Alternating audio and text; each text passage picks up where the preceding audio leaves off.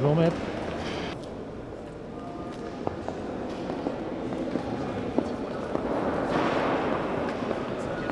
Ça a communiqué sur... Merci. Merci.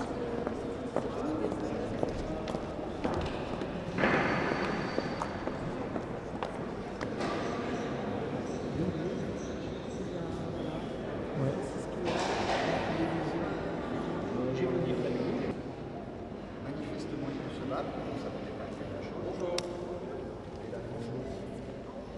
Au moins...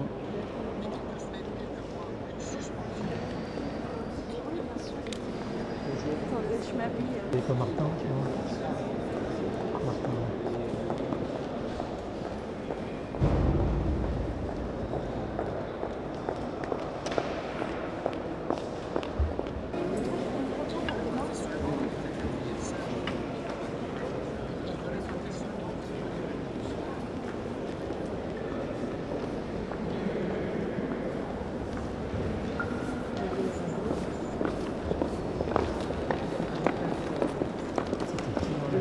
Pauline Rago, avocate, l'ancienne compagne, et ah tiens, c'est la sœur.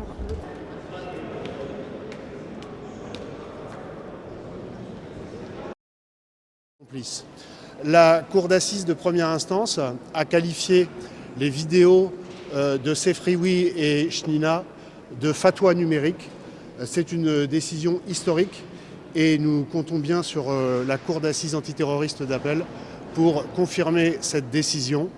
J'espère que la défense de Sefrioui ne va pas s'égarer dans des accusations sur la façon dont Samuel Paty a enseigné la laïcité à ses élèves. Ce serait ajouter à l'abomination, à l'indicible et à l'islamisme le plus vil, le déshonneur le plus absolu. Je vous souhaite une bonne journée. Mais je vais surtout démonter l'argumentaire des avocats de Sefrioui qui clament haut et fort qu'ils ne souhaitaient qu'une sanction administrative, où clairement, net et précis, tout le dialecte utilisé soit par Chnina, soit par Sefrioui n'était en rien une revendication sur un problème que mon frère avait pu tenir en classe. Donc c'est clairement, ils ont qualifié mon frère en le traitant de voyou et en le livrant sciemment et en conscience à la vindicte. Il n'a jamais, Abdelhakim Sefrioui, nous allons le marteler, appelé à la violence. Il appelait à des sanctions administratives.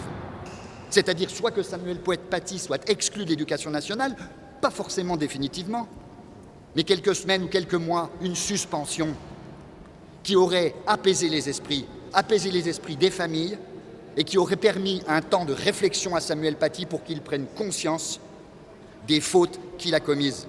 Et l'administration de l'éducation nationale a commis de nombreuses fautes aussi, en le surprotégeant alors qu'il fallait le sanctionner. S'il avait été sanctionné, il serait vivant parmi nous aujourd'hui.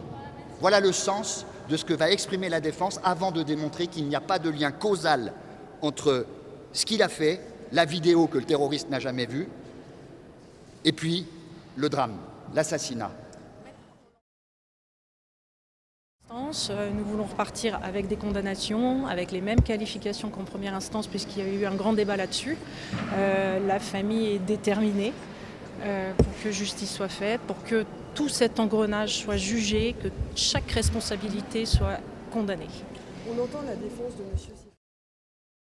Nous attendons que la cour d'assises reconnaisse ce que nous demandons depuis le départ, à savoir l'innocence de Abdelhakim Sefrioui, parce qu'il y a une évidence matérielle dans ce dossier, c'est qu'il ne connaissait pas l'auteur de l'attentat et que l'auteur de l'attentat n'a absolument pas vu la vidéo dans laquelle il apparaissait. Ce n'est pas Abdelhakim Sefrioui qui a désigné Samuel Paty comme étant une cible. Samuel Paty a été désigné avant l'intervention d'Abdelhakim Sefrioui. Et aujourd'hui, nous ne comprenons pas pourquoi la cour d'assises n'a pas tiré toutes les conséquences de cette réalité matérielle qui fait que Abdelhakim Sefrioui n'a pas de lien de responsabilité dans l'assassinat de Samuel Paty. Au moment du verdict.